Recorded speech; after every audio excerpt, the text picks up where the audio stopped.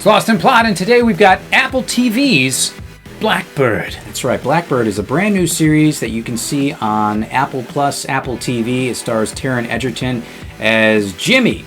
Jimmy is, and this is loosely inspired by true events, Jimmy is busted for drug dealing, and he's sent away to prison. He gets a sentence that's too long. His dad is in poor health. He has to get out to take care of him or look after him. He's got a lot of guilt there.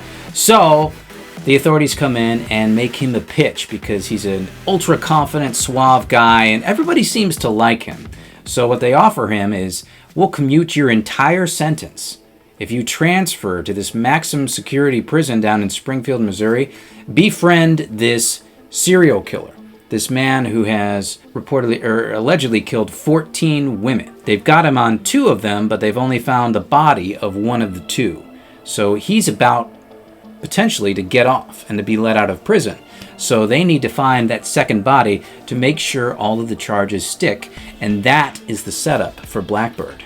Interesting. You can understand where it goes from there, but good setup, right? Yeah. I really like this setup. Now, what about this pilot? How is this working? So the pilot's written by Dennis Lehane, who's written a bunch of crime novels, and I think Gone Baby Gone and a bunch of other ones he's responsible for. He comes in with writing the script here, and this pilot is wobbly. It's wobbly, and it has to do with the directing and the script, really. Now, the first half of it, the writing is dated. It's weird. It's 1996 where we're following this character, but it sounds like he's trying to put on a Goodfellas accent from the 1980s. So it's a little bit weird in that regard, but it muddles its way through.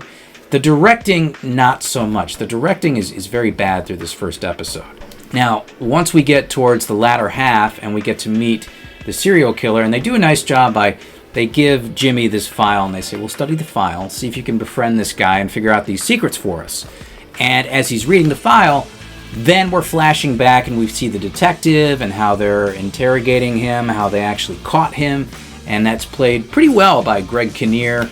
And then the person that's playing the serial killer, I forget his name, he's done a lot of stuff though, is very, very good as well. So this is a very good setup. In this first episode, we don't get all the way there. It does a lot of setup here, so you don't really see exactly what the rest of the series is going to be.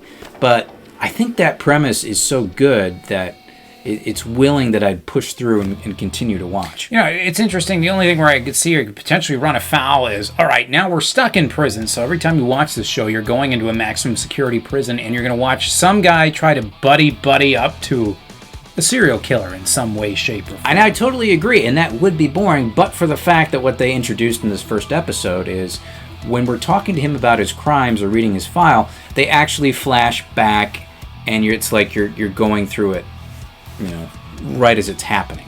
So that adds a lot of color, it adds a lot of variety to it, so you're not watching an hour just stuck in a jail cell with 2 guys talking to each other. It's got a little bit more, it keeps it more dynamic, and that's the nice thing about Blackbird.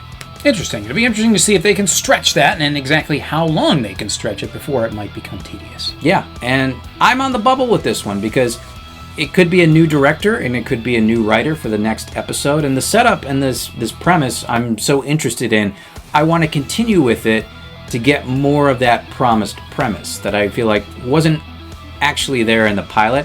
So I'm on the bubble with the pilot, but I'm going to keep it alive at a 6 out of 10 and watch that next episode with the hope that they can deliver on the good promise of the setup, and we'll see some interesting things by some of these actors who are putting in pretty good performances here going forward for Blackbird. Interesting. Sounds like it would probably make a better film than a series to me, based upon the idea, but we'll see if they can potentially. That remains to be seen. This is also Ray Liotta's final performance before he passed away. This was the project that he was working on.